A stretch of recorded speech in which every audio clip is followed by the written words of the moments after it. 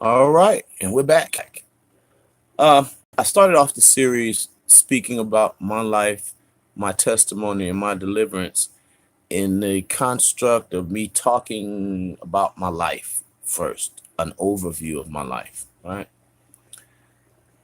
This particular stream, I want to talk to you about my deliverance, and I want to let you know that I have been delivered from a great number of things, a great number of ills and vices and ways and means. But the greatest deliverance I've had in my life, and I can literally say this with total confidence, the greatest deliverance I've had in my life, I received my greatest deliverance in Louisiana. What was my greatest deliverance? My greatest deliverance was being delivered and saved from Hurricane Katrina. Mhm. Hurricane Katrina was one of the worst events that ever happened on the American soil, not in the sense that it was just an extreme weather event, but in the sense that our country watched, watched, I said, watched hundreds and thousands of people be put into shelters, endure some of the most horrid living conditions, and simply be without help in the greatest nation of the world. I was delivered from death during that time. I was delivered from starvation during that time. I was delivered from pain and all types of hardship during that time. And during the time of Hurricane Katrina, the Most High showed me some very, very, very poignant things about trusting in Him, and those that do put their trust in Him, how much He is able to provide for those that put their trust in God. Now, as you all know, Hurricane Katrina and the exploits of that storm is nothing new to anybody. Anybody that has a TV or radio or internet or cell phone, you know something about Hurricane Katrina. But let me explain to you some of the things that most people didn't talk about during that storm. During that storm, it was made apparent to me that much of what we have today in the way of luxuries and cushy lifestyle and the things that we like and love and make us smile. Listen to me. I learned that without electricity, you and me and everybody else around the world can be catapulted back into what seemingly can be considered the dark ages. Mhm. Without electricity, do you not realize there's no refrigerator? Without electricity, do you, there's no phones, there's no computers. Without electricity, the gas pumps at the gas, no work. Without electricity, the banks themselves don't operate, especially not at the capacity that it operates in any other day. And so what I'm saying simply by that, without electricity, you are catapulted back into a time before modern luxury. All of the people that went through that in Southeast Louisiana and in Mississippi understood that fact, that your luxury today is very fragile, very fragile. In that time, I learned to preserve meat. When the lights went off for 9 days or so, we had to learn how to preserve frozen food. The Most High showed me how to do that by digging a hole, burying meat, and putting ice in the hole, then refilling the hole. Keep the meat cool for days, preserved. During that storm, I had just had a child be born. my third son. And immediately after he was born, Hurricane Katrina hit. And the Most High showed me how to even care for him when there's no electricity. I took apart little racing cars and remote control vehicles and took out the generator and made fans out of batteries, generators, and little slivers of paper. Made fans to keep my little newborn baby cool and from sweating out and getting dehydrated. I learned that it's best to not get totally full when you're trying to stretch out meals. Y'all don't understand. I learned how to eat to live and not live to eat. I learned that it don't take a full gut to make you survive and be happy enough to make it through the day without hunger pains. I learned in that time to be content with little things because others may not have even that little bit. All of this I learned through going through Hurricane Katrina. We also learned that the military industrial complex don't give a damn about your pain and your issues and your plight as a citizen or an individual. When Oprah Winfrey sent down the money for all of the people to get in Southeast Louisiana, because whether you were poor or whether you were rich during that time, I said if the banks didn't have any electricity, you had no money. And so the playing field was level. Rich folk out of food, poor folk out of food, middle class folk out of food. And everybody had to get in lines to receive vouchers for food. God bless Oprah Winfrey. Oprah Winfrey sent millions and millions of dollars to the Gulf Coast region for hurricane victims. Like I said, I learned that the military industrial complex don't give a damn about citizen and individual hardship. When Oprah sent that money down to the Gulf Coast, everybody, like I said, everybody, rich or poor, was looking for help, food, gas, clothes, any type of money. And so what they did was they were passing out checks to people that could prove their residency in Southeast Louisiana. And they had sites all around where they were passing out these checks. But to get the money, sometimes you would have to wait 24, 48 hours, not as a scheduled appointment, but in a line. Y'all ain't never stood in the line for 24 hours, and you ain't never been that desperate to stand in the line to get some assistance for 24 to 48 hours. But I've been there in Hurricane Katrina. And I said the military industrial complex don't give a damn about your plight as an individual or a citizen. I watched Coast Guard and what is it? What do they call it? Coast Guard and National Guard. Excuse me, not Coast Guard. National Guard soldiers and Army Reserve soldiers.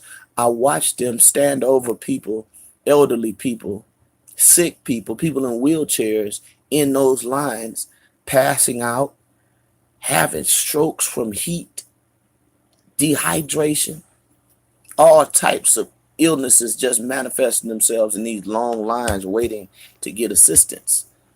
I watched the military soldiers tell fathers that bringing up their mother, their old mother, your mother has passed out, get her out of the line.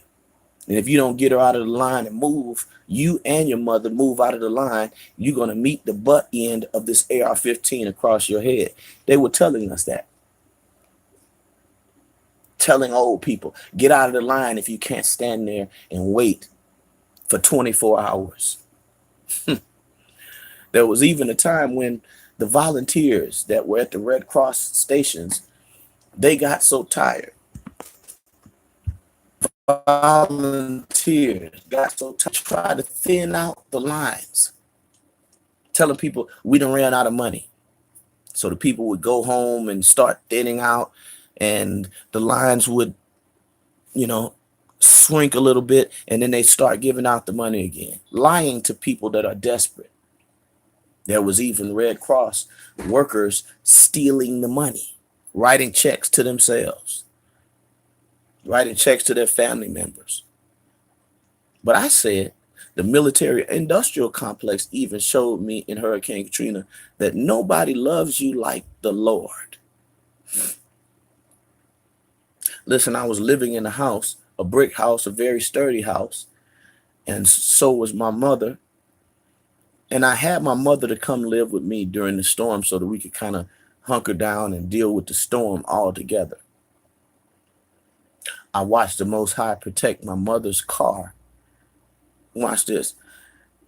Once the storm actually started really, really getting crazy as far as the wind, because on the North Shore where I lived at, we got more of the wind damage than water and flooding.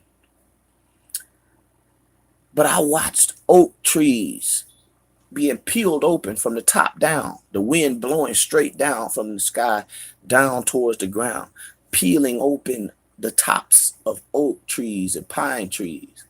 I watched oak trees and pine trees bend like pencils and bend like twigs. I watched limbs that probably would crash a car fly down the street. And during that time when the wind was getting, really crazy, I noticed my mother's car was in my driveway, and it was under a tree. And something just spoke to me, go move the car. I ran and grabbed my mother's keys, ran outside of my house, jumped in the car, cranked the car up, pulled the car up about 10 feet, and immediately, I lied to you not, as God is my witness, a branch about the sides of the car fell behind the car. I mean, in seconds.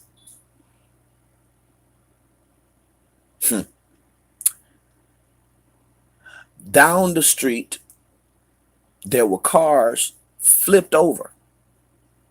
Now, when I'm telling you we didn't have water damage, I'm telling you wind damage flipped these cars over.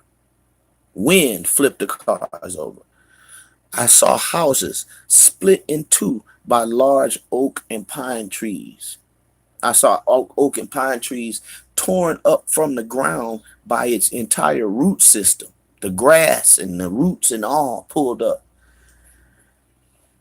But guess what?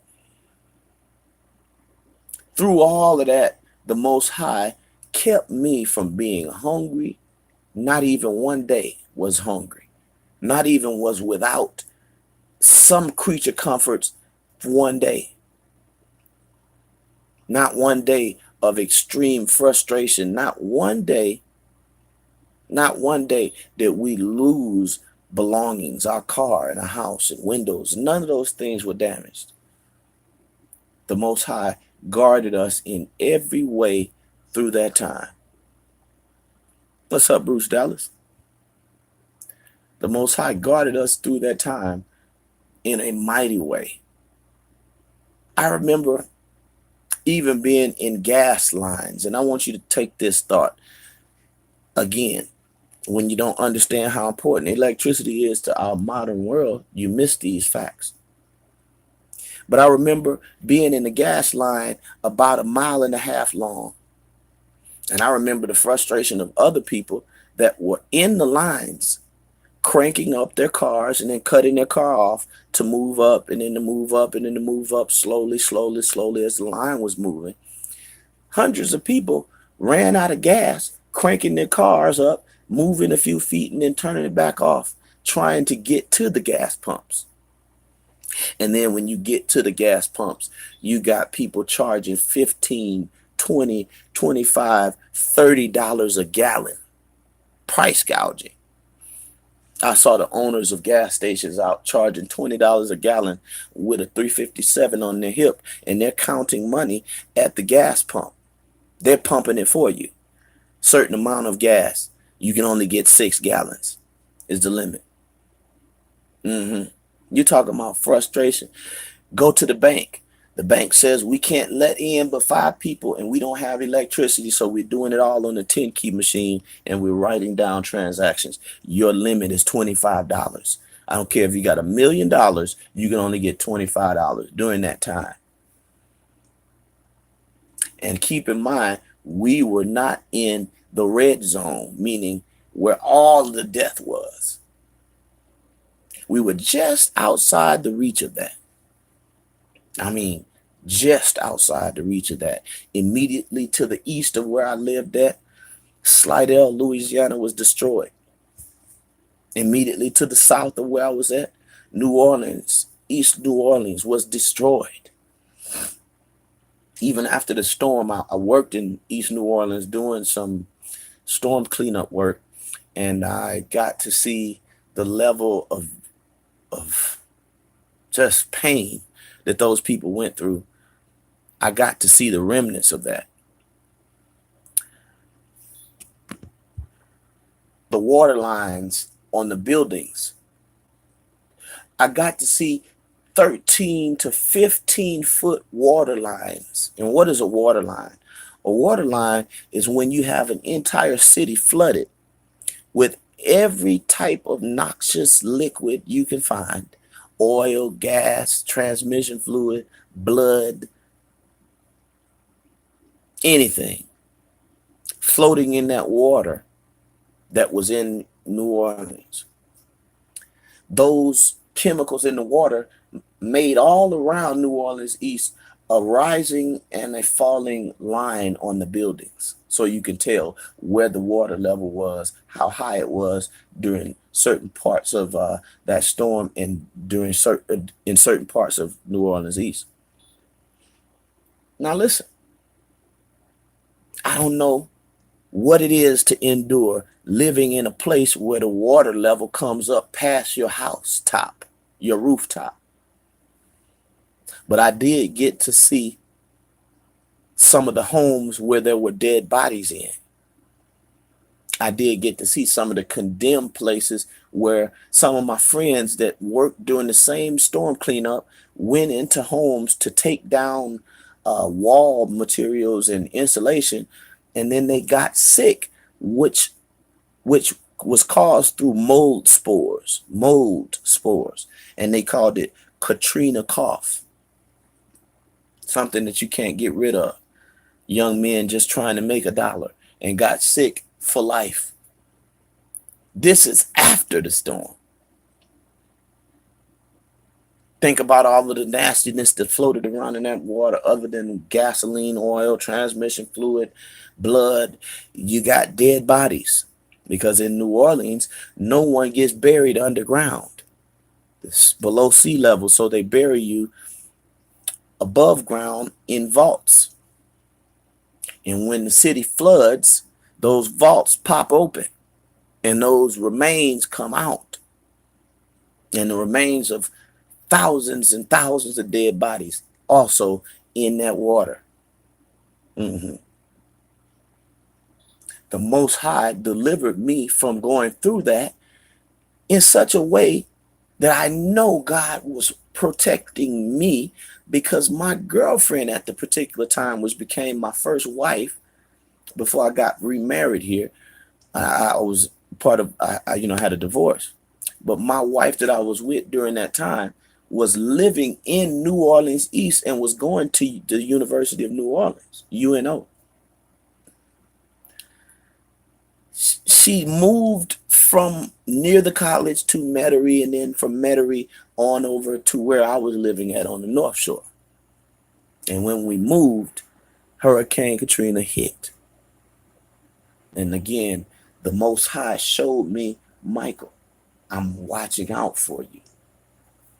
We could have been involved in that flood and that death and all of that water and all of the things that went on in New Orleans, but the Most High allowed me to move out of that range.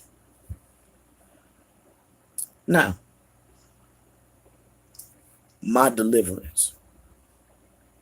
This is just 1/10 of my deliverance, because again, my deliverance has to do with me being able to keep my life, me being delivered from certain vices, certain ills, certain ways and means that I had taken on myself or had become a part of or fallen victim to. And when I tell you, my God has proven to me over and over and over and over and over and over and over that I will deliver you in a time of trouble. All you've got to do is keep faith in me. Keep faith in God. I trusted God throughout that whole time, and I never once let the opposition, the black cloud of death, famine, disease, lack, frustration, I never once let it take me because of my faith in my God.